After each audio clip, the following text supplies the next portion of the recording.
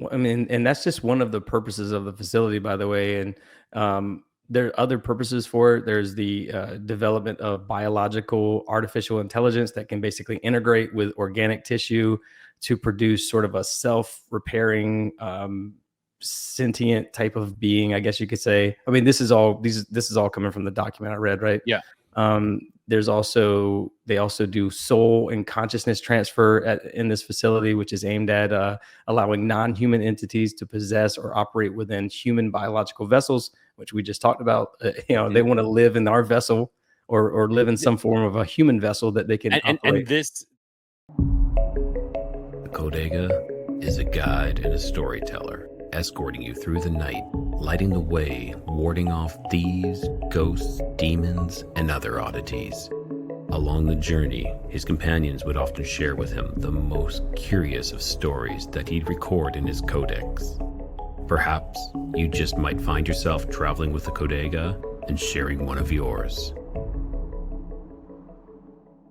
Beneath our cities, beneath the forests, deserts, even the shopping malls, lies a world we were never meant to see. A world of tunnel networks, black budget experiments, and elite sanctuaries carved deep into the earth. Welcome back to Codega's Codex of Curiosities, where I try to shine a light in the shadows, and tonight we're pointing that beam straight into the abyss. I'm talking about D.U.M.b.s, deep underground military bases. Now, you might have heard whispers of a firefight between humans and greys at Dulce, underground rail systems that span continents, genetic labs, ritual chambers, and bunkers built for the chosen few when the rest of us are left topside. Sounds like science fiction. Maybe. But where there's smoke, there's often a hatch. And tonight, we're lifting the lid. Joining me is someone who's been digging into this topic from angles both awakened and alarming. And of course, that's Brad from the Awakened podcast is in the house. And trust me, this one's going to go deep. I know I'm making some terrible puns here. So grab your flashlight, watch your step on the stairs down, and whatever you do, don't ask what's really under the Denver airport. Let's open the Codex. All right, Brad.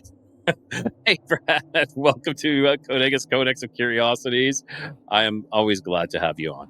What's up, buddy? Thank you for having me on. I appreciate this. I appreciate the platform more than anything because, I tried to sit down today to do this episode by myself, and doing solo shows is so hard because I'm still not used to just looking at a camera or looking at a screen and talking to myself. I talk so much. I just went to a baseball practice today, and a guy, one of the coaches, was asking me about my show, and I was just blah blah blah blah blah, and he was probably like, "Jesus, I gotta get away from this guy." But when I get on when I try to record it for myself, it's really hard to do, man. So I'm excited to come on and talk with you about this topic because I've been trying to record this for about 3 weeks now, and scheduling issues has prevented me from doing it with other folks. And like I said, again, my own personal issues with trying to sound authentic whenever I talk about this stuff. That's super hard to do. It is extremely difficult. Like I just recorded that Vonage manuscript episode, and you have to imagine that there's someone. The best way I try to do is imagine you're talking to someone, but even then, it just gets difficult. It is difficult to do a solo episode, and I appreciate you coming on. I messaged you. I'm like, hey man, you got anything for me? And you came to bat, and you're like, yeah, I got a good one. So here we are talking about D.U.M.b.s, and I will admit the first time I heard of D.U.M.b.s was from the confessionals from Tony Merkel, and before that I did hear of these underground bunkers and whatnot, but I never knew the acronym and all the tales that flow from this. So if you're willing to enlighten me and enlighten everyone else, I would love that. And I'm sure I can kick in a couple tidbits of information, but I think this is your wheelhouse for this one.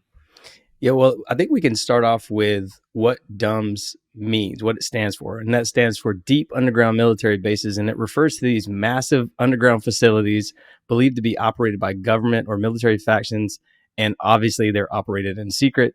they have black budgets and all this stuff. And these bases are said to support highly classified operations. They house advanced technology, secure research, and possibly even non-human activities such as hybrid breeding programs, which we can get into in a minute, man. So, but yeah, most of you mentioned it at the start of the show. It's these underground cities that are connected via high-speed transit tunnels, and they're often hidden beneath mesas and mountains and deserts and national parks and all these places. And there's always, as you know, at least in the United States, we know there's always military bases close by. Obviously, they're always very close by.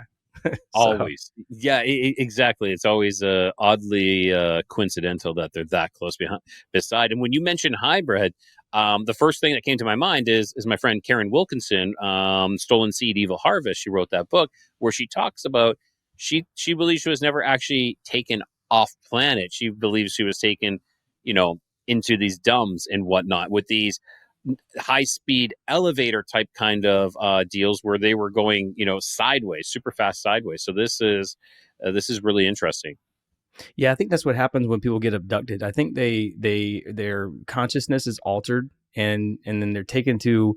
Everybody always thinks that it's like some spaceship in the sky. I don't really believe that. I actually believe it's probably in these underground facilities, and they have access to these almost like screen door. I don't know how to say it. Screen doors, like these. What are they called? Screen memories or You know how you put something to cloak, they're like cloak oh, entryways into okay, different okay, places and stuff yes, like that. sorry, And I think that can easily be achieved with electromagnetism and things like that. So I think when people get abducted, they are taken to these places where all kinds of different things happen on them. But there's some real. So people think that dumbs are dumb. They're like, that does, those aren't real. Those are all fake. And you hear stories about this. So people who listen, obviously we're very conspiratorial. We're going to be geared towards that kind of stuff anyways. We're automatically going to think something is going on, but there are real stuff that's been by the U.S. government, at least. I don't know how much in Canada or Mexico or any other place, but in the U.S. government, they've confirmed, Cheyenne Mountain Complex, which is NORAD's nuclear hardened base from the Cold War. They've confirmed Mount Weather, which is in Virginia, and that's a FEMA continuity of government facility. They've confirmed Raven Rock, which is in Pennsylvania, and it's known as Site R. It's basically like an underground Pentagon. They've confirmed Greenbrier Bunker, which is like a secret relocation center for congressmen, and that was exposed in 1992. There's Site C and Site M, which are these like nuclear command structures. So, all of these places we know for a fact do exist, right? These are real places. They've been confirmed by the U.S. government. So D.U.M.s, underground infrastructure, military infrastructure, does actually exist. And I believe I might be wrong, but I think Camp David is something like that too. They have some sort of a facility for, presidents and things like that as well. But yeah, yeah, so these yeah. things are real. They exist. Which is so like you can't deny that they are there. Of course, there are some conspiracy ideas or stories that have originated from them, but they're real. These dumbs are real. Yeah, like even Area 51. Everybody knows of Area 51. That is definitely another deep underground military site as well. But Well, I mean, yeah, people know that it exists, but it's not really confirmed that it's nobody's okay, been there to okay, confirm it, right? It's like I that's what I hear what was. you said. Yes. Yeah, I was just trying to say that there are really confirmed ones that we know for sure of. But yeah, Area 51 is highly speculative that we do actually have an underground base there, obviously. So Obviously, yes. yeah. That's where all the aliens hang out, man. Men in Black and all that other stuff. Yes. All right. So where do we begin with this then? Where is the next jumping? Like where do we jump off to from there? Well, I think it's important to, before we sort of understand or start talking about what these different uh, basically we're going to focus on the Dulce Base, right, which is in New Mexico. But I think it's important to just start off by explaining how these things are made a little bit. I don't know that we Yeah, should get that too. that is a great thing to talk about because Yeah, I'm running this through my mind. I'm like, first of all, where is all this material going? Because they have to right. excavate this, they have to tunnel. I'm like, where's this material going? So fantastic. Yeah, I'm Yeah, interested in this. obviously everything's speculative. What we talk about here, we don't really know for sure. But there's allegedly these nuclear powered tunnel boring machines that are capable of melting rock. That's sort of the this it's, again, we don't know, but there's technologies that exist that are probably very extremely advanced. If there are underground bases that are housing, hybrid or for hybrid breeding programs and stuff like that, then that means that they have technologies, cloaking technologies, and UFO technologies and things like that that can do things that we couldn't imagine in our lifetime that are probably going on. So I'm sure it's like some of these old stone structures they find. You ever seen the boreholes that are like perfectly circle? They're Like, does it make perfect. any Yeah, sense? Yeah. like 100%. Like how they cut these stones and everything else. It's not by saws. Yeah, my little brother works at a like a CNC. He operates a CNC type machine where he's a machinist, and he knows like exact Sorry, specifications on stuff. what is a CNC? I don't know the actual name of it. It's like a Okay, cutter, like a laser cutter type machine that okay, you okay. put in like a metal, like something metal, and when Yeah, you give it specifications, and it'll cut it to a perfect circle and like a things like that. plasma cutter kind of thing. Kind of, yeah. Okay, And cool. he knows all these things. He was talking about this vase one time and how this vase was so precisely cut, and he's like, we can't even do that with this machine that we have, and that's how impressive this stuff is. So clearly somebody has some form of laser cutting technology. It you know way back when, thousands of years ago. So I'm sure that some of this stuff still exists, and they probably use it for breakaway civilizations and all these other different things that they got going on deep underneath Earth. Basically, I'm sure there's all kind of subterranean secrets that we don't know about, right? So, but there's massive black budgets that sort of um, money goes missing in the United States all the time. Oh Tens yeah. of billions of dollars go missing. And I actually personally think that wars are started, like the war in Ukraine and the war in Iraq and the war in Iran and Israel and all these other places, just so they can continue funneling money to companies like Bechtel and Halliburton and Lockheed Martin and Northrop Grumman and all these different companies to essentially continue funding these projects.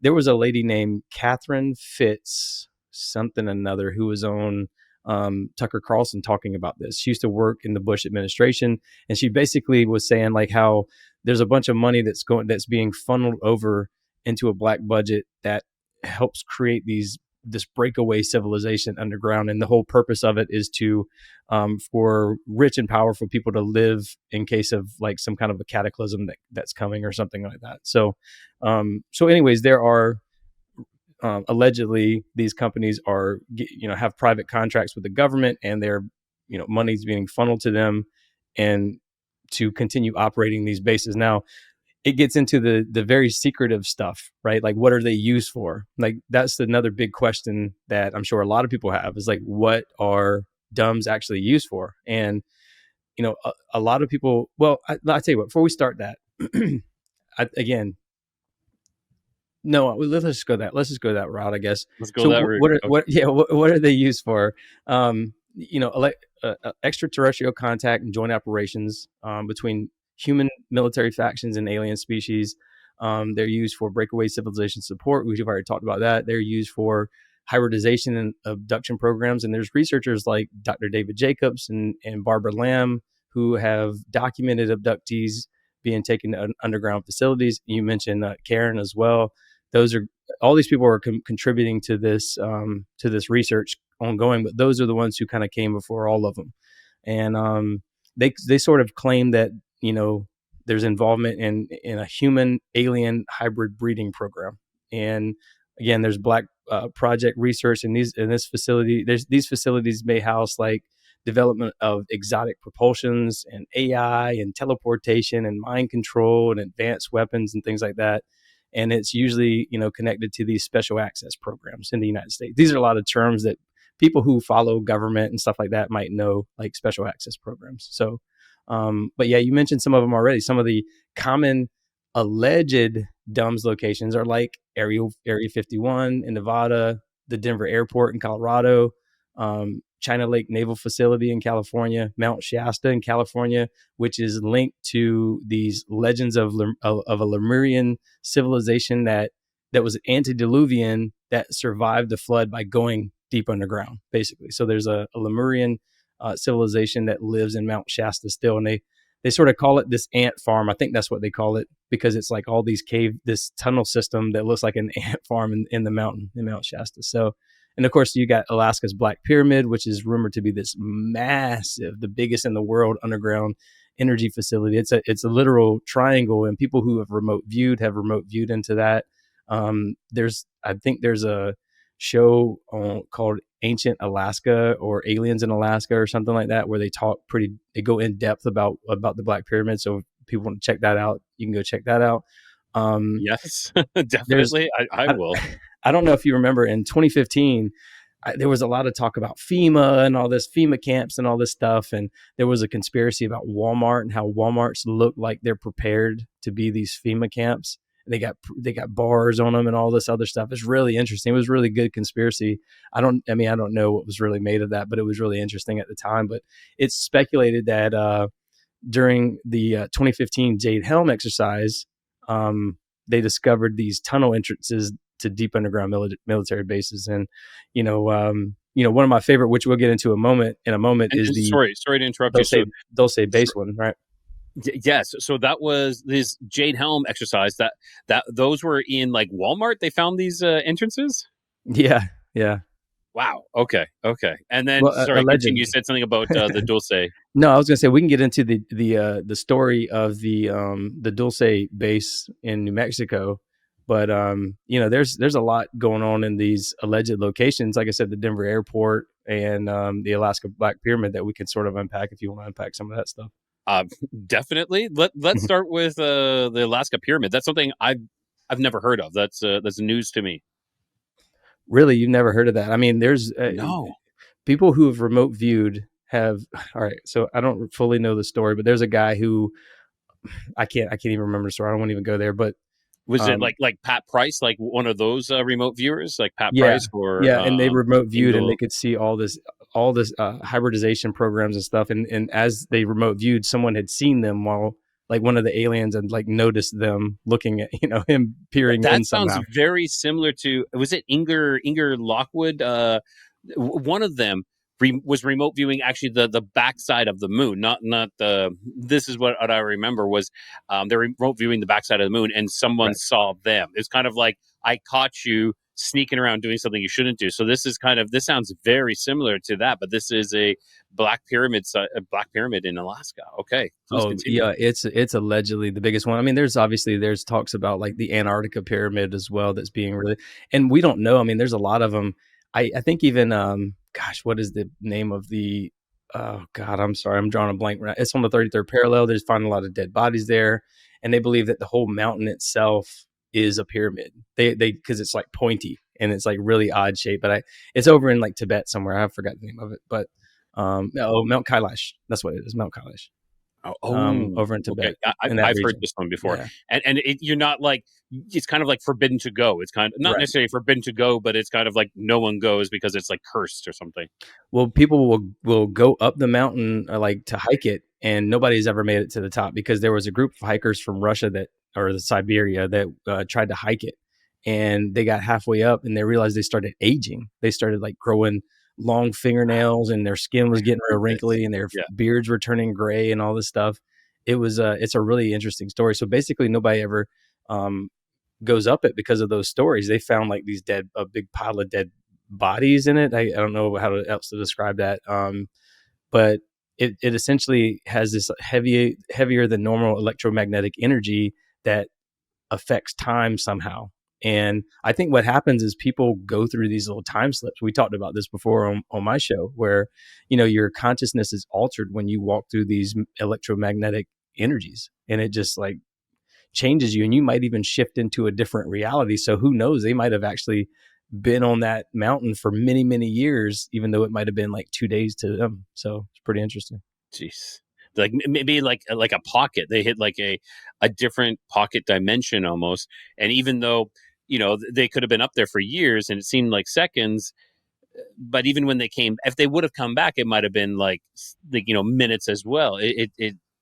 That's interesting, fascinating. Yeah, and the Denver International Airport, that's a very interesting one to me, because there's rumored to be sort of a command hub, almost like a subway, like a Grand Central Station for this underground network system for people to travel on. So that's a very interesting place as well. Yeah, the Denver airport is a extremely weird. It has so many things, like Lucifer, the demon horse, the time capsule, where they have. If I recall that they dedicate it to like the New World Airport Commission, which doesn't even exist as well. So it's interesting. Well, I mean, that should tell you a lot right there. Anytime you hear new world, what does that mean? Does that mean that the old world is going away? That they're gonna is something? Do they know something? Is there a cataclysm coming that's gonna wash the old world away, and they're gonna have these new world orders? This I don't know, man. It's like it just seems like why would they put all this stuff out in public for us to see? It doesn't make any sense to I me. think they have to. I think they have to let you know what they're doing, even though they're not fully disclosing everything to you. And it's kind of like, well, we told you, that it was there for you to see, and you chose to accept it. You chose to continue with that. Yeah. Well, let's go ahead and get into the Dulce Base, Yeah. New Mexico, because this is a big story. I've found this document online, and I don't know how else to explain it, but it's a Word document that I might have found on because whenever I start deep diving stuff, I don't trust Google. I start going to all these other sources, and I went to school for marketing, but I took a lot of like liberal studies classes, and these liberal studies classes taught me a lot about how to use search engines and stuff, because I have a marketing degree, and so there was sort of a tie-in to like learning about all these different things, anthropology and all this other interesting stuff. And I used to have to use search engines like Dogpile and all these other different search engines to find these scholarly articles and all this other stuff. And so I remember coming across this document. It was like underground bases, and I had to save it, but it took like a long time to save it. And in fact, if I try to open it, it takes like 3 or 4 minutes to open. And that's on a Mac computer. So it's like full of stories about underground bases and entrances and all this stuff. It's fascinating. If you ever want a copy of it, I'll send it to you. But I have it saved because I'm always like, who knows where this came from? I actually I put it in Chat GPT, and I asked it, where did this come from? And it had like a long list of sources. I was like, okay, so it was like legitimate sources though. It was like, well, legitimate to us, by the way, for people who don't know, Chat GPT is programmed by humans. Like it's not some all powerful, all knowing thing. It's programmed by humans, and humans assign it this weighted score for all of these different scholarly articles and New York Times and all this stuff. So New York Times will have a weight of 10, for example, and Breitbart News would have a -10. So if you search for an article on ChatGPT, it's more likely going to give you the New York Times article. So you can't really trust ChatGPT, Yeah.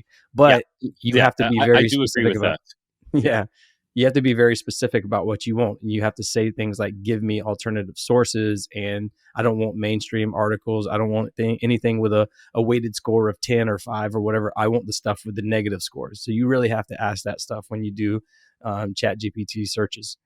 But if you also want it, you can go to DuckDuckGo and Yandex and all these other different, like I said, Dogpile, if it still exists. I haven't used it in a while.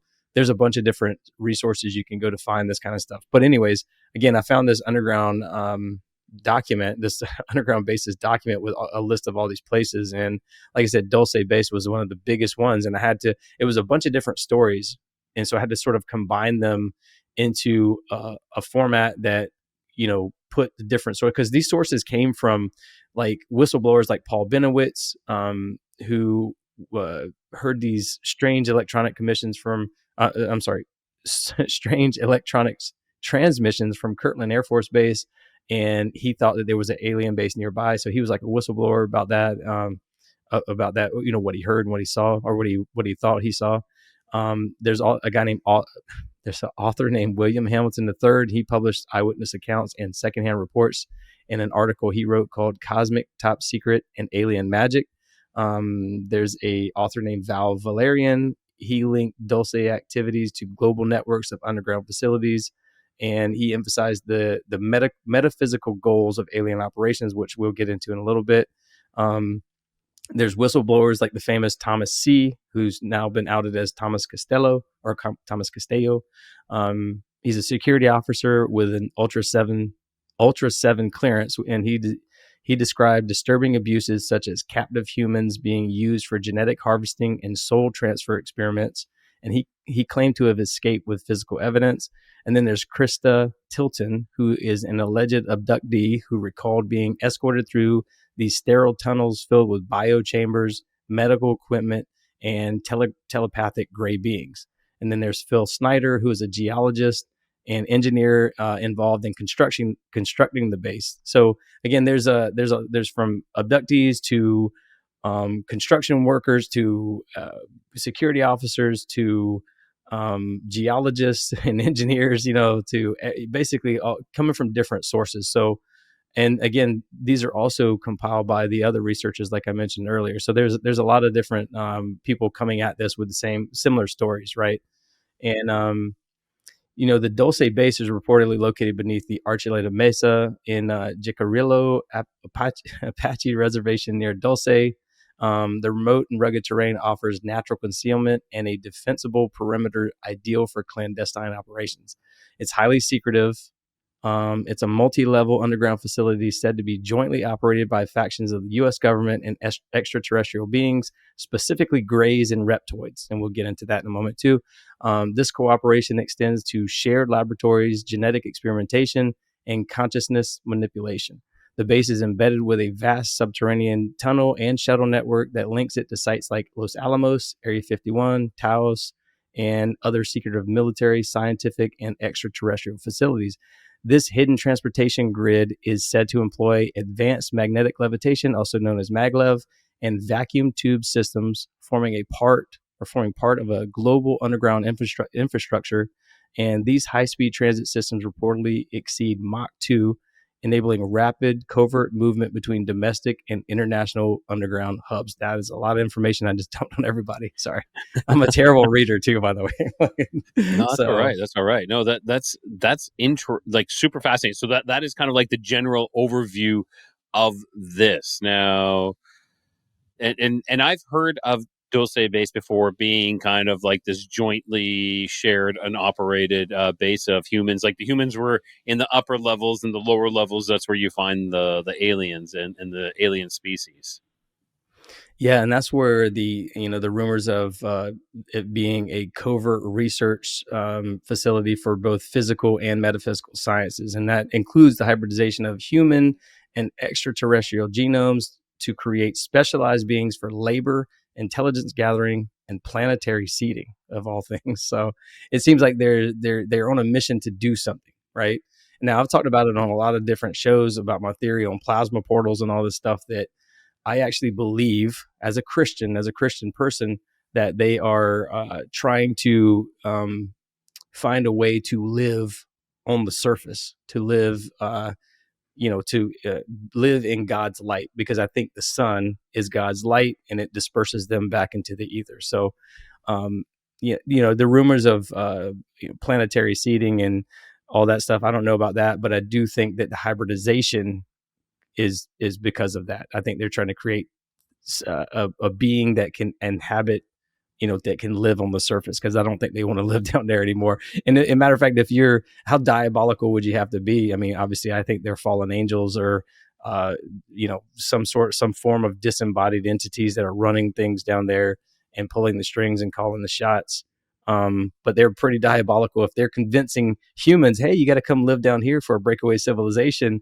And, meanwhile, they're trying to get up here where we are. So, jeez. Yeah. It as I just stumble over all my words there. It's pretty, a fantastic type of explanation. And I don't mean fantastic in a good way. I think it's like, it's scary. If this is truly happening, this is scary, because the first step is, of course, possession, but you're sharing the body with something else. But this hybridization is for them to have like these empty meat suits, so to speak, where they can take over and operate. Well, I mean, and that's just one of the purposes of the facility, by the way. And there are other purposes for it. There's the development of biological artificial intelligence that can basically integrate with organic tissue to produce sort of a self-repairing, sentient type of being, I guess you could say. I mean, this is all coming from the document I read, right? Um, there's also they also do soul and consciousness transfer in this facility, which is aimed at allowing non-human entities to possess or operate within human biological vessels, which we just talked about. They want to live in our vessel, or live in some form of a human vessel that they can And operate. this is very reminiscent of kind of like, if you think about like movies, as I like we said, it's kind of like this disclosure of sorts, or you think it's actually predictive programming um, of Avatar. Like they are able to transfer the consciousness into these other beings. So that's again fascinating as well. Yeah, and I have an episode I'm going to release next week for those who are listening, if you want to check it out, about AI and how I see what they're doing with AI, like the goal of it. And I think all of our data is essentially trying to help. Um, they're gathering data to help these disembodied entities learn about us, so they can learn how we operate and how what it is. They're trying to learn everything about us, basically, to operate in this world. They want to move like us, they want to talk like us, they want to act like us. And again, they're trying to recreate, these, like I said, with these biological artificial intelligence, and create organic tissue that can self repair and all this stuff. They're trying to create these superhuman type of AIs that act organic and look organic and all this other stuff, but are operated by some form of a higher intelligence, if you will, some form of a plasma type of intelligence or etheric intelligence. But yet they have this. They also do like electromagnetic psychological warfare tactics that manipulate thoughts and emotions and behaviors on both individual and at mass scales, basically. So that it's a super interesting idea if you think about it. And before I even read all this stuff, again, my gut instinct was already leading me down this path. I mean, I talk about it all the time, and the only reason I wanted to do an underground base episode was because every time I said it, I think they're doing hybridization underneath these bases and stuff. I would think about it and I would go, I really need to do a deep dive on this and explain this, because I don't know that I'm really explaining it well enough in 30 minutes or an hour on another show or whatever, or even just some, trying to fit my 2 cents in whenever I have somebody on my show and stuff like that. And that was why I was trying to do like a solo episode, because I talk a lot, and I don't want to be the one who's sort of dominated in conversation all the time. I want someone to interact with, and I don't necessarily want it to be just an interview show where I ask questions and that's it. I want to be participative in the conversation and add my 2 cents in, because that's the only reason I started a show, to be honest with you. I mean, I was emailing all these people like, hey, you got to check this out, you got to, and nobody would ever respond, and I was like, fine, I'll just do it myself, Do right? it And myself, yeah. yes. So but yeah, man, it, there's this. it's interesting you say that, because it was kind of like myself was, I wanted to interview people, I wanted to hear their stories, and it was kind of like, well, why can't I do this, why can't I hear their stories myself? And Right. that was one of the main reasons why I started the show, is because I wanted to hear people's experiences and I wanted to learn through them as well. So we're kind of on different sides, but yet the same kind of concept, though. Yeah, Interesting. I mean, and especially whenever I do an episode with you or whoever the guest is going to be, I'll prep so much and I'll read so much. So I'll do so much research and I'll read so many books and all this stuff, and I'll have a ton of information that I want to share. And that's really what I want to get out. What I want to do is I want to get information out to everyone, and I'll let people decide for themselves. It does have my spin on it, in my opinion, of course, but I think people just don't know. I went to the dentist the other day, and after I got done, the dental hygienist, I was like, have you ever wondered why skulls always have teeth that are perfect? And she paused for a second and she's like, yeah, why do they? That's pretty interesting. So that's my whole point, is I just want to plant these little seeds of like, oh, and it sparks an idea and it grows something. So talking about underground bases is, just one of them of many. So, but Planting I one do of have, those seeds. Yeah. yeah, I do have a ton of information that I want to share. But yeah, other things that they do at this facility, by the way, is plasma based energy systems capable of healing, weaponization, um, stabilization of interdimensional rifts, if you will. So it's a very interesting place. And So, sorry, when you're talking like stabilization of interdimensional rifts, you're talking like portals, is what yeah, you're saying. yeah, So, kind of right. like the And Montauk, right? I think that's the Montauk project was based on that as well, yep, yep. which And would be Stranger Things. If anybody has seen Stranger Things, Montauk project was based. Stranger Things was based off the Montauk project. yeah, and we'll get into like X points and stuff like that. X points, by the way, is just what I call plasma portals. And like, I was going down the path of plasma portals and all this stuff before I even learned about X points. And then when I started reading about X points, I was like, yeah, that's what I'm talking about. What this is it. I mean, it's obviously, NASA and stuff that are putting that stuff out. So they're not going to give you all the information like I'm talking about, but they're essentially calling them different names. And we'll get into that in a minute. But yeah, man, I want to talk about the different levels, the 7 different levels of this base, because that's one of the biggest aspects of the story that these whistleblowers and all these journalists and stuff have talked about, is the different levels. And there's 7 different levels Let's of do it. yeah, there's 7 different levels of Dulce, by the way. If I say Dulce, I know it's Dulce, but it's I keep Dulce, wanting to say yeah, Dulce, but it's Dulce, yeah, which Dulce, means sweet. sweet. Yeah, Sweet, yeah. so anyways, the first 2 levels is security and administration. Now these top levels are controlled by human military and private contractors. Security systems include retina scans, voice pattern recognition, electromagnetic badge encoding, and full body biometric readers.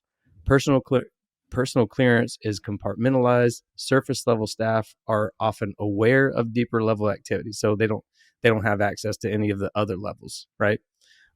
Levels 3 and 4, there's psychic and metaphysical research going on there. These levels house research into human consciousness, telepathic communication, and methods to interface human brain waves with alien neural tech. All right. So they do dream mapping, matrix extraction, and remote viewing experiments. They also do these. They also serve as like training grounds for these psychic operatives, basically. So there's a lot of that going on. So for someone who is remote viewing, like the Black Pyramid, for example, they might have been, crossing remote viewers with each other, basically. And I think that a lot of these grays and stuff like that do have this ability to, you know, uh, psychically communicate, or, what is it called? like Telepathically communicate. yeah, Oh, yeah. it kind of almost And like say, cut into, almost like be like a watchdog. So what you're kind of saying is to like if there is a remote viewing, that they can kind of like cut in and like, what are you doing? Is that what you mean as well with that? yeah, yeah, yeah. And, level 5, by the way, is where the alien quarters are. That's where that contains the housing, the laboratories and operational centers specifically designed for gray and hybrid physiology. By the way, I know it sounds crazy everything we're saying here, right? It's like, but if you're into this stuff, you'll know that all the stuff we're talking about here ties into basically everything that we ever talk about. Dream manipulation, dream mapping, soul matrix extraction, remote viewing. We just did a remote viewing session the other day, so Exactly. these Yes. shouldn't be new terms for people who listen No, to and our these shows. and these like they're working on like extracting dreams, like taking out people's information out of their dreams now. Like this isn't a conspiracy. This is legit. So I believe something it was called the Morpheus before. Now it's like I forget what it's called, but it's a device that you actually put on, and crazy. Well, so there's a lot of, by the way, whenever I read stuff off of this, the document is so massive that it took forever to pull out certain points and to cross reference some of this stuff. So y'all have to bear with me with some of these names, right? But there are at level 5 still in the alien quarters. There's these environmental controls that maintain alien compatible atmospheres, and this level is heavily monitored and restricted to personnel with something called EBE, which is extraterrestrial biological entity clearance. So you have to have a pretty high clearance. I mean, you know, I'm talking about things that I've never heard. I was in the military and I knew top secret clearance and I knew secret clearance and I knew above top secret clearance, but I didn't know, like, I'm sure there are levels way beyond that. Top secret clearance is just what they give dumbasses in the military, who have to access certain, and all respectfully to people who are in the military who have a top secret clearance. If you're listening to this, I'm just saying that people in the military, the common person in the military isn't the type of person you would trust with extraterrestrial biological entity clearance, right? So, anyways, there's a level 6. Now, this is level 6 is the level that they dub the Nightmare Hall, and this is where the genetic labs are happening, and it's dubbed the Nightmare Hall due to the horrifying nature of the experiments witnessed here. There's genetic modification chambers and suspended tanks that contain grotesque chimeras, which are humans with animal features, or just humans with animal features. There's cloned beings with multiple limbs and failed hybrid prototypes. Living experiments are kept in high security enclosures. Some whistleblowers claim the screams of test subjects can be heard echoing through this level. So it would be, I would be terrified if I walked in and seen all this stuff. I'd I probably agree. pass out, dude. I went to, I do web design stuff for a living, and I went to a pathology lab to build a website for a pathology company. And they were like, "You're okay with, like, organs and stuff like that?" I was like, "Yeah, bro, I'm good. Let's do it. Let's photograph some organs and whatever." And then I saw like an organ laying on the table, and I almost passed out. I didn't think I would, dude. So if I saw something like that, I would probably pass out immediately, because I didn't realize that my brain, whatever my brain was like, that ain't normal, and I'm just Yes, I was in the same situation. I went into like this like it was this area where they dissected animals after they died, like to study them, to see what they died from, kind of like autopsies but of animals after the fact. And we were invited in. It was through something else, but I was invited in, and you see some of the things, and yeah, I know exactly what you're talking about. I was like, oh, I'll be fine with this, and I'm like almost passing out. There was, yeah, I won't go into detail, but there were some things that I saw which were not. It was like they started with like the base, the body parts, and they're studying them, and then they went up to, like, the higher you went up in the building, they went up to like the cellular levels of it. But yeah, I can understand exactly what you're talking about. All right, so level 7, cryogenic and soul storage. This is the deepest level, and it's said to contain stasis chambers for human captives and extraterrestrial embryos. Consciousness transfer and storage is performed here using crystalline and plasma-based containment devices. Severed body parts and biological remnants are kept in fluid-filled tubes for future use or cloning.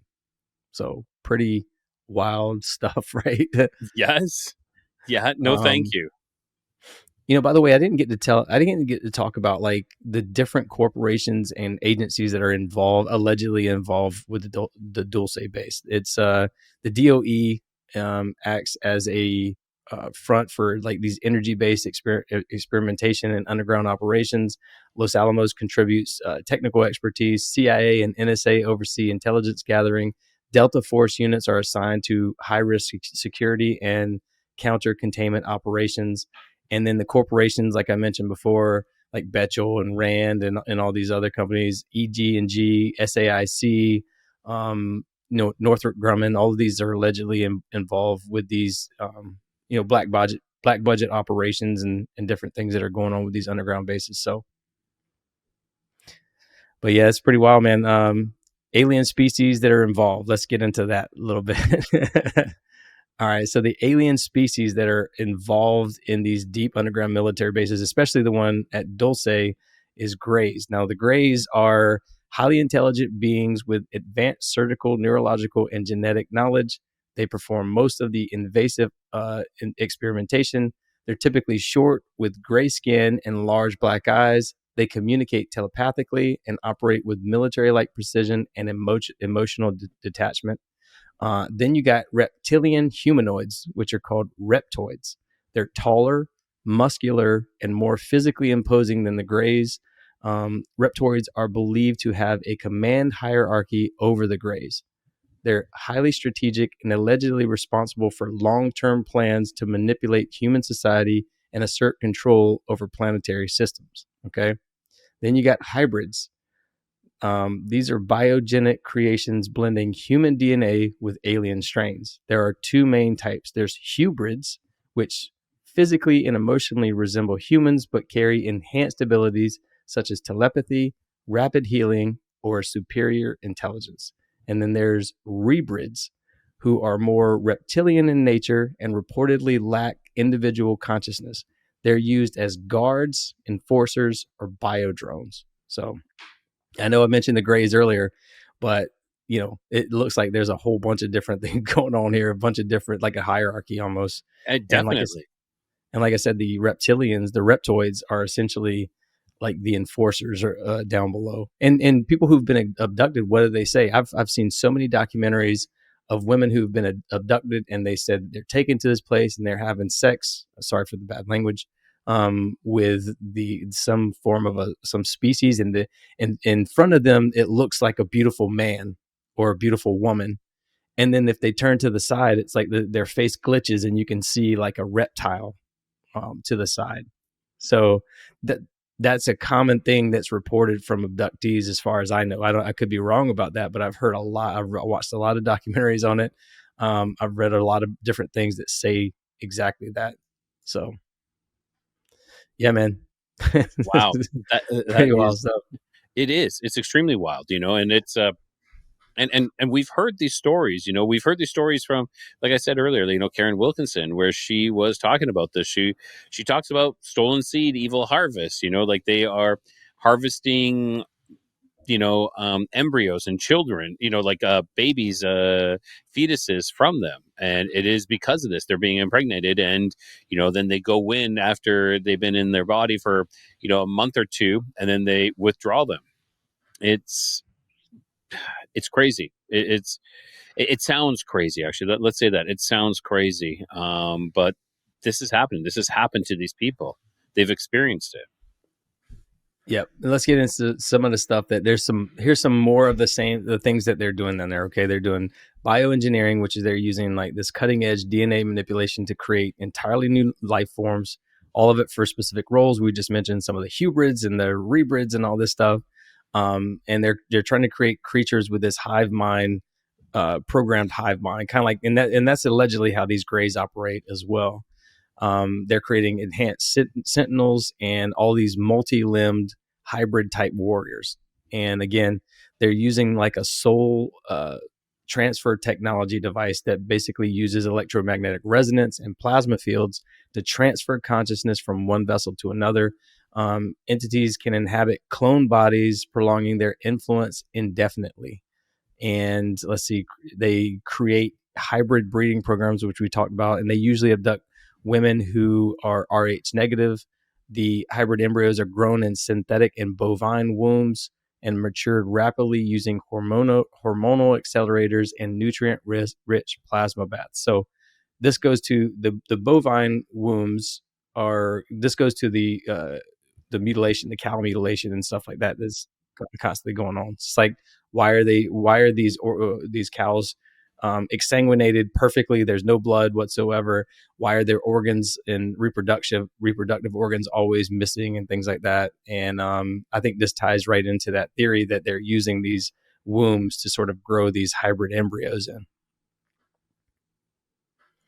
But I just mentioned the plasma as well, right? They uh, kind of put these bodies in this plasma, this nutrient rich plasma bath, right? So this has a lot to do with the electromagnetism and the energy systems, right? The entire facility runs on this advanced electromagnetic system that enables levitation, energy shielding, neutral interface devices, and cloaking. Okay, like that's what I was talking about earlier. So you can imagine like a screen in a mountain. You ever seen videos of UFOs just flying into like a mountain or a volcano or anything like that? Very common into volcanoes. Extremely Yeah. common into volcanoes. Yeah. Yeah, and I think that's what that is. It's like a cloaking device that they can just access. To us, it looks like a volcano, right? but to them, it just might be a smoke screen. Kind of like when the reptilians are trying to mate with the human women, they have a screen over their face, so to speak. And we kind of see that a lot with like celebrities too. Like their face shifts and all of a sudden their eyes Yes. flip and stuff like that. You see that You're stuff a completely little. right. Yeah, when it's like Beyonce, that's happened many times. Yeah. So these electromagnetic fields are calibrated to suppress fear, suppress memory, and maintain biostasis in human captives. Consciousness detection scanners allow for identity verification based on frequency signature. These fields are tightly integrated with Earth's natural magnetosphere and grid points, allowing the base to harmonize its energetic activity with planetary frequencies. I know that's a lot of big words, right? It's like, Yeah. but essentially, it's the whole system of Earth, the magnetosphere, and how the harmonics of Earth and how and the harmonics of the sun and how they interact is what sort of what we're talking about here. It sort of opens when these two collide. And I've talked about this a number of times with Bruce Cathy. He saw that. He started seeing this. Like, why are they dropping bombs and nuclear bombs at this time during the day and all this stuff? Well, he realized that the harmonics of Earth are lining up with the harmonics of the sun at that time, and it creates a bigger boom. So they have to drop the bomb at a specific time in order to create that bigger boom with the electromagnetic energy. So imagine the Earth and the sun lining up, and then all of a sudden there's this super electromagnetic line that connects them both, and it just it opens portals and all this other stuff, right? So why does electromagnetism matter to the aliens? Well, it's more valuable than gold to them. Electromagnetic energy is like the lifeblood of alien technology. It enables interdimensional travel and stabilization of portal gateways. It powers thought-activated craft and biosynthetic armor. It's used in holographic illusion tech and synthetic reality simulation environments. We just talked about that, obviously.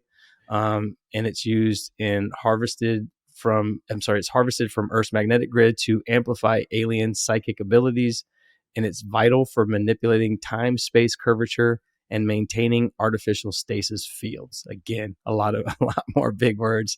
It Wow. Yeah. Yeah, it so That's opens really portals, interesting. and yeah, it's pretty important to them because it's how they stay. Again, if you think about what I've been saying about plasma portals, um, they are plasma. They are these etheric beings. They're just plasma beings that come into our existence through magnetic fields.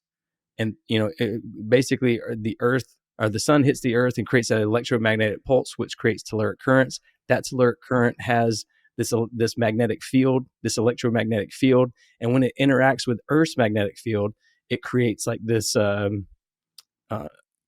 this little window, basically where electromagnetic energy meets, it separates it, and it creates a little window, and that window is like a portal. And when that happens, this complex plasma comes through and then quickly forms. And they try to do that. That happens as the sun goes down. That happens as and it happens as the sun goes down. But as soon as the sun goes down, they have to. It's a small amount of time they have to form together and then find electromagnetic energy or find like a ley line on the geomagnetic grid.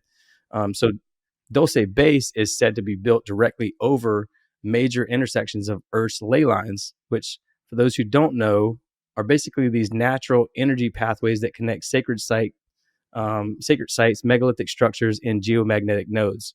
Scientifically, again, they're called telluric currents or Peterson currents. So these ley line junctions act as these amplifiers for electromagnetic and plasma-based technologies. And as we all know, ancient cultures often built temples, pyramids, and built observatories over these intersections for the same reason. They enhance communication with other realms, right?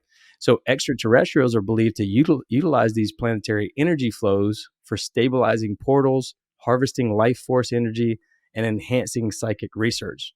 The magnetic field fluctuation along ley lines may also assist with cloaking and hiding the facility from conventional detection. So again, a lot of big words, a lot of big scientific words, and a lot of me talking. But I'd like to No, get no, your you're doing opinion on great. some of You're this doing stuff as great. well, man. Yeah, yeah. But yeah, I'd like to get some of your opinion on some of this stuff. I mean, do you think that that's what we're dealing with? I know I talk about it a lot. I believe it in my heart that that's what's going on. That with electromagnetic energy is everything. I see it as like the zipper of our reality. It's the veil that we always talk about. That's what I see as the veil. And when electromagnetic energy, when we're bioelectric beings, and when we interact with electromagnetic energy, it feels like we can be altered in some way. You know what I mean? Yeah, And like I've always felt that electromagnetic energy per se, and magnets nonetheless are the key to unlocking so many technologies that we're in, so many advancements, but we're just not being allowed to see it, or we're not going there. It's kind of like we're going to go look at we're going to go look at solar, we're going to go look at nuclear, but let's stay away from the electromagnetic anomalies and everything else. But I believe there is a key there. Like it can unlock so much potential. There's so much potential, and I believe if we can harness it, like I believe that was something Tesla was tying into, Nikola Tesla, when he was delivering the energy wirelessly. I believe that this was, he said, in the ether, but like you said, when you said it's the veil, you believe it's the veil. Well, I think it's all in the same, one in the same. yeah, and like I said, I call it. There's probably a lot of different names, or I call the ether plasma because it used to be called the ether. Then they changed it in the early 1900s. Well, they took it out of the lingo, or out of the educational system. Any talk of anything metaphysical, they took out basically. And in the late 1920s, they started calling it plasma. So again, it just became more of a scientific term. They were like, oh, we can measure plasma and all this stuff, but ether you can't really measure. It's known as the fifth element, so it's not really, it's metaphysical in nature. So that means you can't really measure it, you can't observe it, you can't quantify it or anything like that. But they can't really do that with plasma either, right? They don't really fully know what it is. They can study it and be like, oh, this is very strange, but when something is in a plasma state, it's a soup of ions, so it's not really anything. It's just a bunch of stuff floating around.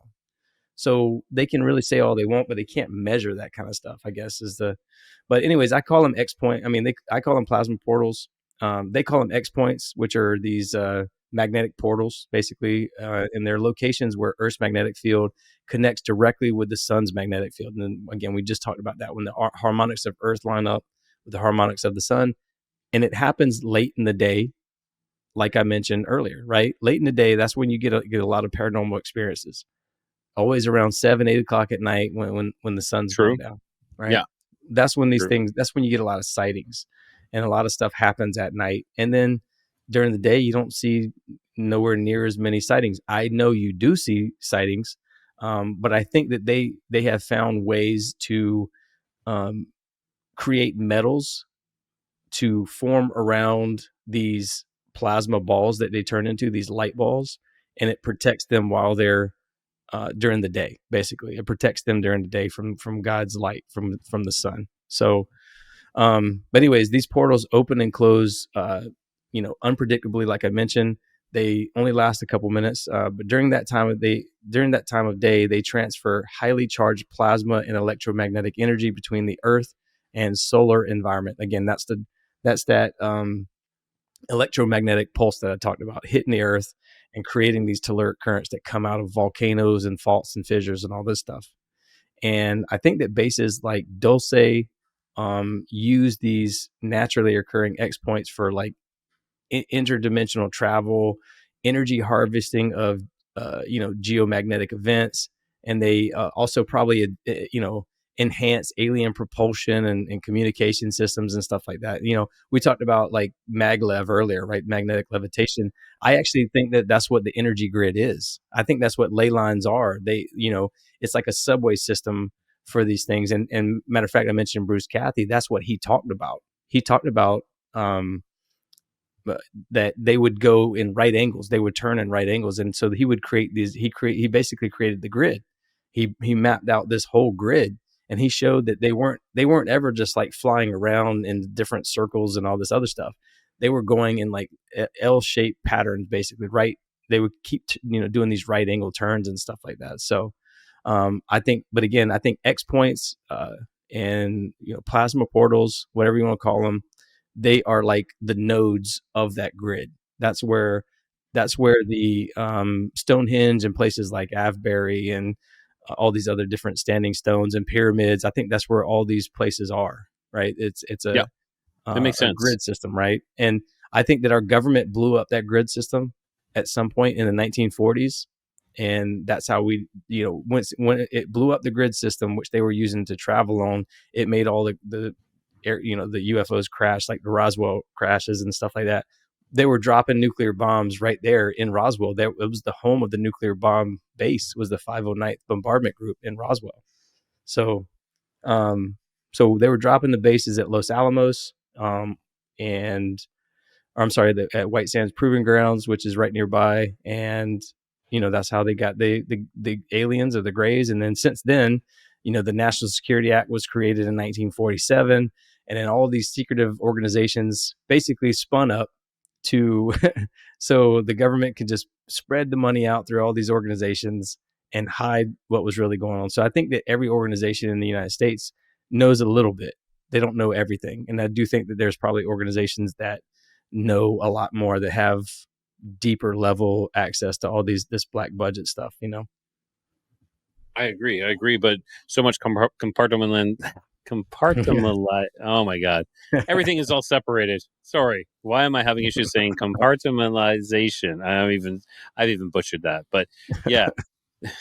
Thank you. I'm so glad that I'm an English tutor, so I can mess up those some of those specific words. Yeah, it's late, dude, man. It's getting super late. But yeah, man, this plasma basically acts like a living medium. It's capable of preserving tissue, amplifying these neural signals and stuff like that. So they're using these plasma, all this plasma and in the Earth's magnetic energies to do things. It's their oil, it's their gas that keeps them going. That it's like I don't know. Yeah, that's pretty much the best way to describe it. It's like their oil for their machines, for the basically. machines, Yeah, it's the lifeblood for their machines. yeah. Okay. So then you ask, why would the U.S. government want to work with human entities? I mean, non-human entities. And again, the reason I think is because we're getting advancements in technology and medicines and all this other stuff. And in the name of national security, we're always like, oh, we got a war with China, we got a war with Russia, we got a war with the Middle East or whatever. And they use it as national security is the greatest guise for everything illegal and evil and wrong in the United States. It really is, man. I mean, the to use the name in the name of national security is incredibly dangerous. Anytime you see that, there's something very wrong going on, like very, very wrong. Because um, what's the all the stuff that's going on with the No Kings and stuff like that in California? People don't know this, man. And I can't stress this enough for anybody listening. The biggest thing that we need to do to save the United States and possibly the world from tyranny is repealing the Smith-Mundt Modernization Act of 2012. So the Smith-Mundt Act. I don't mean to get us off on a little tangent here, but I had to at least talk about No, it. this is interesting. Yeah, please talk about this. So the Smith-Mundt Act of 1948 basically authorized the government to propagandize the rest of the world. That's why you started hearing we're spreading freedom and democracy and all this stuff. And every time we start a war, that's what we're doing it in, is the name of freedom and democracy and national Give them freedom. security. Give them freedom. Yeah. But we have a whole department dedicated to that. That's what the State Department does. That's what it was created for. And they created different agencies, and now it's named like the U.S. Agency for Global Media. So basically, for the past 80 years, 70 years, whatever it is, our government, how many years is that, by the way? Yes, about 80 years now. Yeah. Holy crap. Yeah. Our government has been propagandizing the rest of the world. Well, in 2012, Obama came in and said, hey, wait a minute. We got the internet now. So we have to include the internet. The the Smith-Mundt Act of 1948 explicitly said, do not propagate. You cannot use this to propagandize United States citizens. Okay. And then Obama came in and said, wait a minute, the internet's here. We have to include the internet. And so because we're including the internet, there's going to be some casualties of war. We might accidentally propagandize United States citizens. And then the most diabolical thing he did was he named the entire internet the media. Okay. In 1948, the Smith-Mundt Act of 1948 basically said we are allowed, the government is allowed to commandeer the media in basically radio, television, movies, whatever, to propagandize the world. Okay. So they were creating movies to specifically propagandize. Well, now, because the internet is classified as the media, they have the right to go in. And that's why you see companies like Google and Facebook and Twitter and all these in the Twitter files, you know, basically crumbling and doing whatever the government wants them to do, because the government said they can only use that in the instant of national security. They can only propagandize American citizens in the interest of national security. Well, if there's always an interest of national security, they're always going to be able to propagandize American citizens. So that's pretty diabolical. So anytime you see national security, anything, it's not good. It's just a lie. It's a veil to, get us into, for us to lose our freedoms and stuff. So if anyone's listening and you really want to do something, go talk to your congressman and beg them to please repeal the Smith-Mundt Modernization Act of 2012 that Obama put into effect, because that is what you're seeing with all this no kings stuff and all this stuff. You're seeing governmental organizations and nonprofits get government grant money to go in and legally propagandize citizens. And that's what you're seeing. And that's why it seems like the media is chaotic. And unfortunately for them, it created us. That's why we exist. That's why we have our own podcast and stuff, is because now we are the new media and we have to. But unfortunately, because we operate on the internet, they can come in and they can say, okay, YouTube, take them down. And YouTube will have to comply because they're part of the media now. That's the unfortunate thing for us. But fortunately, Spotify, I believe, is still over in Sweden or something. So they Okay. they don't have Well, to. this is the thing, is that we technically are independent media. Even though we're on YouTube and whatnot, we are independent media, and we're bringing you this information about D.U.M.B.s. We're bringing you all this information. So, it's support. Yeah, make sure you guys like the show. Yeah. But But anyways, man, let's keep going. so the government wants to work with these non-human entities, and they have agreements of technology exchange and stuff like that, and they have agreements of authorized, controlled human abductions in return for propulsion systems, electromagnetic field tech, mind control devices, and advanced genetic engineering tools. Again, this is all coming from that underground Word document that I found online that was a compilation of all these different things, these different reports and whistleblower cases and things like that. So this immediately came after the Roswell aftermath, with which I just talked about a little bit. So following the Roswell crash, recovered bodies and materials triggered a hidden arms race in exotic technologies. Treaty-like agreements, such as the Greada Treaty, granted aliens underground facilities and biological access in return for technological advancements against rival superpowers. Again, in the interest of national security, right? Violations of these agreements led to covert conflict and internal dissent amongst human factions. Okay. So and we'll get into that in a minute, because there was a alleged war that happened in 1979. Yes, So, yes, yes. So there's biological ambitions, right? There's, understanding alien genetics could revolutionize medicine, which I talked about earlier, create enhanced operatives, and allow for space adaptation, right? So space travel, medicine, all this stuff. By the way, there's a lot of medicines that have to be created in space. A lot of people don't know that. The ISS, the International Space Station, it creates, when people are allegedly up there, right? They have to create medicine. They're actually doing something up there allegedly, right? They're creating That's medicine in interesting. space, and they're doing it in this zero gravity type environment. Basically, they're still in the atmosphere. They haven't left Earth's atmosphere. They're still in the ionosphere up there. They're hanging out. They're not doing anything, But they have this ability to, um, you know, create different types of elements and stuff. We've heard about element 115 from um, Bob Lazar. That's where they create these sort of elements and these different metals and stuff like that. So, and they got all this information from the Roswell crashes, right? By the way, they're also doing consciousness research.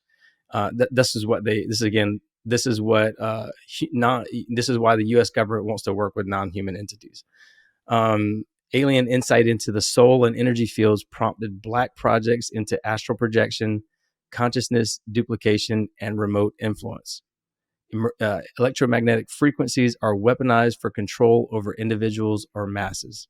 They also want global dominance, and they want control over alien tech, which basically ensures military supremacy and geopolitical leverage. Technologies may be used to colonize other planets, monitor entire populations, and conduct warfare beyond conventional physics. Fear of infiltration, right? So some believe that non-human entities now control portions of underground facilities, with the U.S. acting as junior partners or even hostages. Disinformation and deep psychological conditioning prevent public exposure. If I'm losing you, man, let me know. No, no, no, it's good. It's good. It's good. Yeah, but I mean, it's Earth. Some people think that Earth might be like a ground zero in a battle over this soul evolution, right? Um, there's energetic.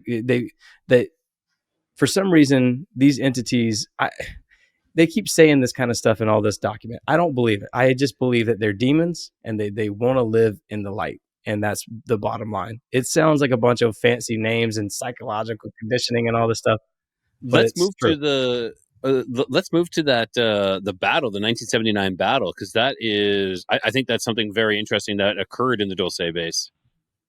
Yeah, yeah. Do you know anything about that battle?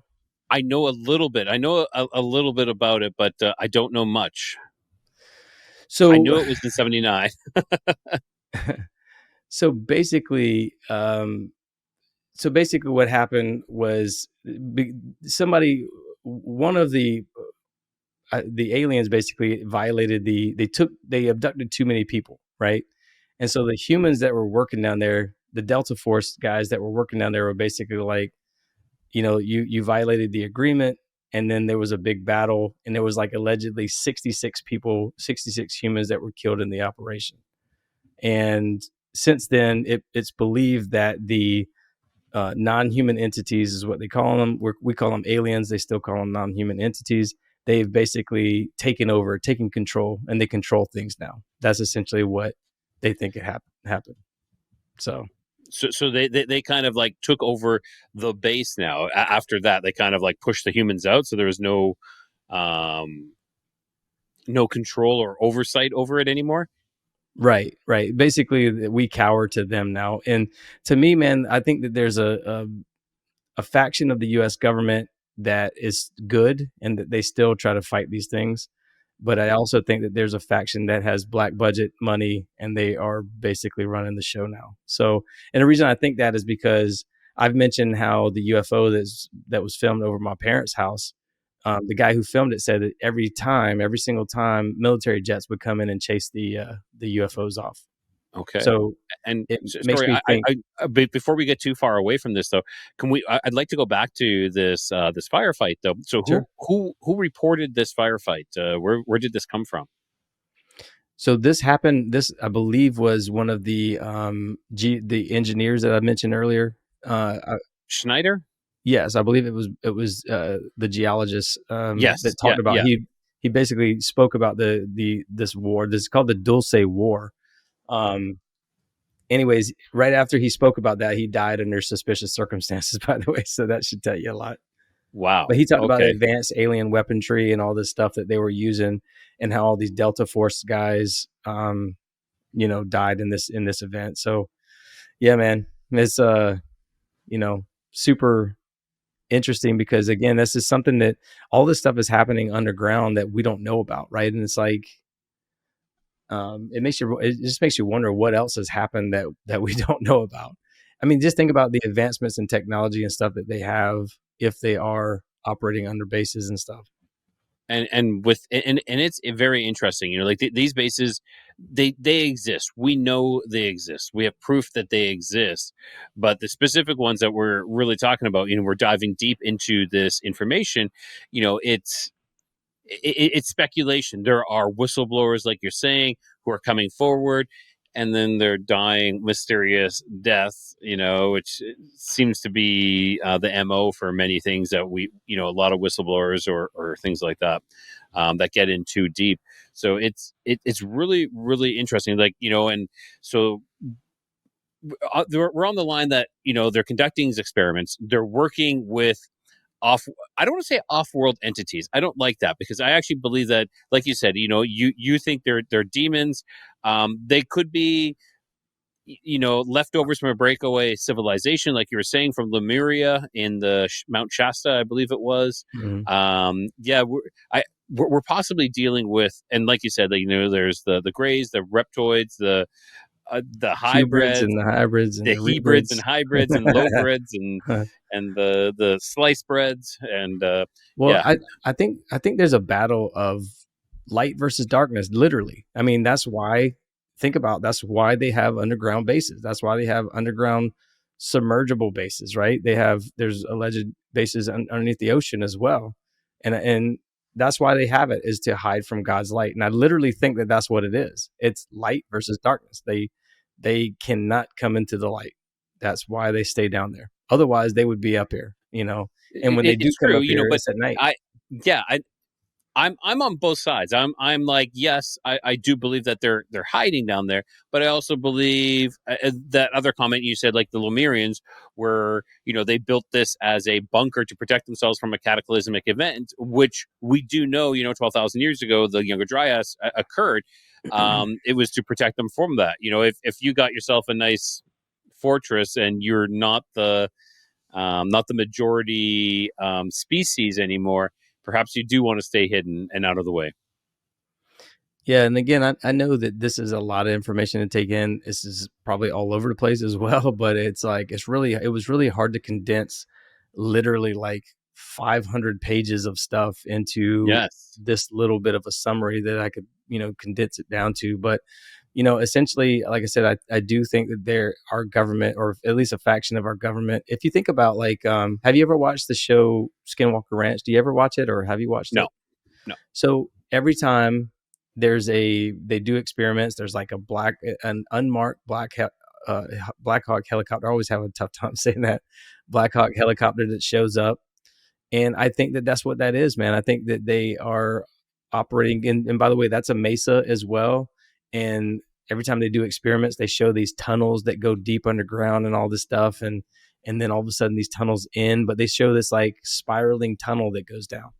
And when they start digging in too deep, then they start getting phone calls from people, senators, and this is all allegedly at Skinwalker Ranch. You know, I mean, I don't know how much of it's a show, but you can see a lot of this stuff happening. And I talk a lot about how where we were born and where I was born and raised is on the 33rd parallel, and how my mom, right where my mom and dad lives now, which, or my dad died, but where my mom lives now, it used to be my grandma's house, and they have since they've lived there, they've had experiences with fairies and UFOs and all this other stuff. My mom has seen, you know, unmarked helicopters. My mom and dad, they've had an unmarked helicopter just hover over their yard and stare at them, and just all kind of different things, weird stuff all the time. You know, I remember as a kid sitting on the front porch and then seeing like a ton of vehicles, like unmarked vehicles and ATVs and stuff come out of nowhere. And then they would all just go down. It's hard to really explain because you guys haven't ever seen it, but there's like these giant fields behind our house. And there's a dirt road. There's like a road that cuts between where we used to live and where my grandma used to live. So we grew up living right beside her, and there was a road right between it. There was cars one time that came on our property that drove through uh, that road and went back into these fields after something. And my dad used to be a deputy sheriff. he called the sheriff and he was like, "What is going on?" The sheriff had no idea. Same with the Black Hawk Black helicopter. Hawk. Yeah. Yeah, I don't want to say the other word, by Yeah, exactly. the Exactly. way. Black Hawk helicopter. And, my dad called the sheriff's department then too. I was like, "Hey, what is this? Are y'all looking for drugs or something?" They're like, "No, we don't know what you're talking about. We don't have helicopters out there right now." And so it's always stuff like that in that area, man. And I think that there's something going on there in that region. And there's constantly some sort of like government response or quick reaction force type of response to sort And of and get rid of these things. and you feel like this kind of all, in my opinion, this all kind of originates from like 1954 with President Eisenhower, when he allegedly signed the pact, and that's when, you know, I think that's where Dulce was constructed, was because of this treaty that he signed, and then that would also get us into the Majestic 12, which is I would love to do a show in the future about the Majestic 12, because I think that's very fascinating as well. Yeah, I mean, once you know that, it opens the door to all kind of different places. I mean, I mentioned, Mount Shasta, but there's also what's the name of that place, man? Oh man, I'm gonna have a tough time remembering it now. But there's a place in Tehachapi, I believe it's called, in California, and there's allegedly a lot of there's doorways without doors. There's walls embedded to energy sensors. There's advanced magnetic security systems, and again, that document that I went through, man, it has all of this stuff listed in it, and it's like entryways into it. Like people have went and researched these different caverns and cave systems where you can access this underground network. And man, I'm gonna do some in the future. I'm gonna be doing some episodes on underground bunkers, like breakaway civilization type stuff. And I'm also gonna be doing some stuff on, um, there's like forests and stuff. There's like a hollow earth. There really is like a hollow earth type of thing Well, going on. in China, Yes. they have like this huge, Yeah. Yeah. I don't even huge remember. cave, Yeah, it was a cave that was like this. It literally looks like something from Jules like Verne's. Jurassic Park or something Yeah, like yeah. that. Yeah, And and it's it like, has its own ecosystem and everything. There's yeah. clouds as well, clouds form. Yeah. Yeah, so there's this whole underground world that we don't know about. And, I just did an episode with Cosmos University, and we talked a lot about this kind of stuff. Like, there's a lot of stuff buried beneath that we don't know about. And that's stuff that might be 300 feet deep, that from the Great Flood. And I just said this before the show started. We were talking about, they discovered, I think they discovered some kind of a pyramid type structure deep underneath the earth in Mexico. They found some disc shaped thing that connects ancient Egypt to Mesoamerica, and you and I just did a episode on that. Yeah, and I think that was in Owelos. It starts with an O. Okay. Yeah, yeah, and I have to look that up. But yeah, super interesting. I just saw that right before it came on the show. So there's a lot going on underneath the earth that we don't know about, man. And I think that if we were ever allowed to dig, and that's another one of the things with Skinwalker Ranch, there's always, something bad always happens when they start to dig. There's like radiation poisoning and all these other different crazy things that go on when they start to dig. And I think that there's a lot of information and a lot of answers below the surface that they don't want us to know about, including, like I said, these D.U.M.B.s and these all these other the antediluvian civilization that existed before the flood too. They don't want us to know all the ancient technologies that existed before then. So Yeah, and that is legit. There was an antediluvian, there has been at least, well, if we go with the Aztecs, I think we discussed this. Five we're on the fifth sun, meaning that there has been four other cataclysmic events that happened before us. So there is, right. I think many civilizations hit a height, and then were wiped out, and we just kind of started over. Great reset. We started, you know, the Great Reset. Oh wow. Well, I think there has been some resets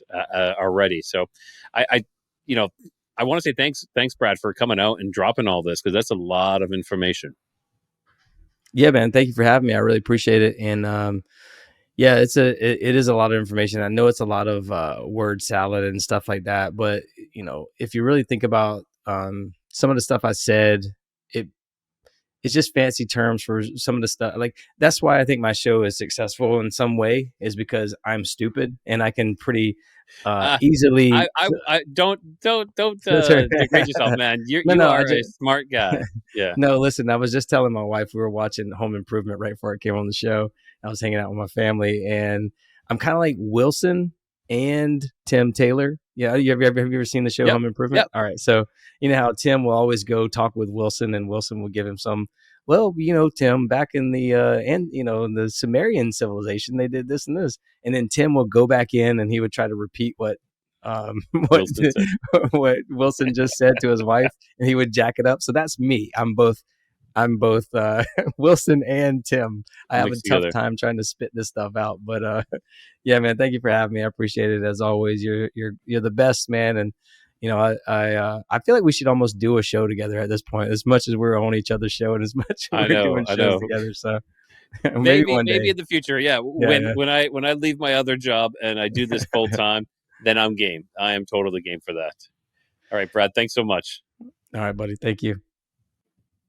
All right. So, are these just paranoid fantasies, Cold War relics buried in desert rock, or are they functioning cities, genetic labs, and ritual halls, still alive, humming beneath us, watching, waiting?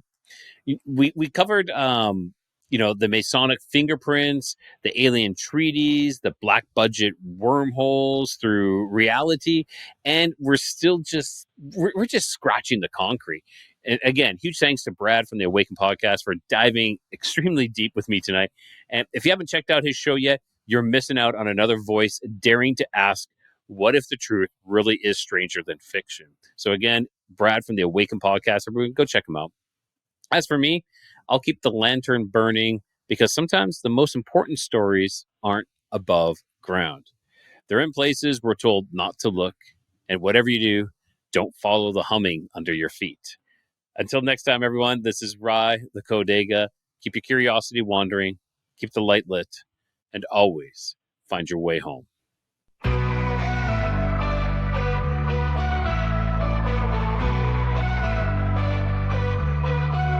Beneath the stars where shadows grow, the Nephilim's echoes whisper low. Bigfoot roams through the forest deep, and Dogman prowls where the brave won't sleep. Across lost history we wonder why, seeking the truth that time tried to hide. Keep your curiosities wandering and the light lit, through the darkness don't ever quit. In the Codex, the mysteries come, and always find your way back home.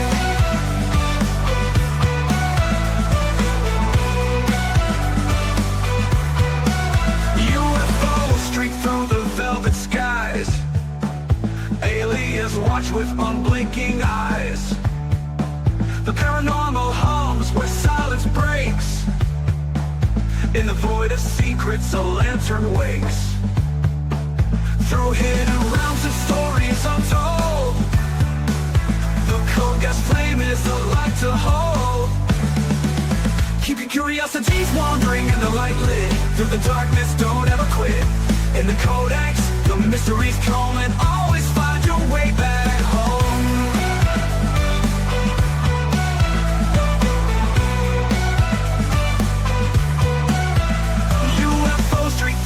Velvet skies, aliens watch with unblinking eyes. The paranormal hums where silence breaks, in the void of secrets a lantern wakes. Through hidden realms and stories untold, the Codex flame is a light to hold. Keep your curiosities wandering and the light lit, through the darkness don't ever quit. In the Codex, the mysteries come, and always find your way back home.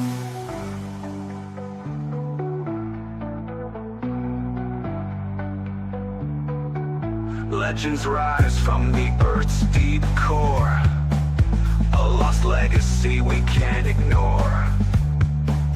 With every step, the veil grows thin, revealing worlds where the strange begins. Keep your curiosities wandering and the light lit. Through the darkness, don't ever quit. In the Codex, the mysteries come and all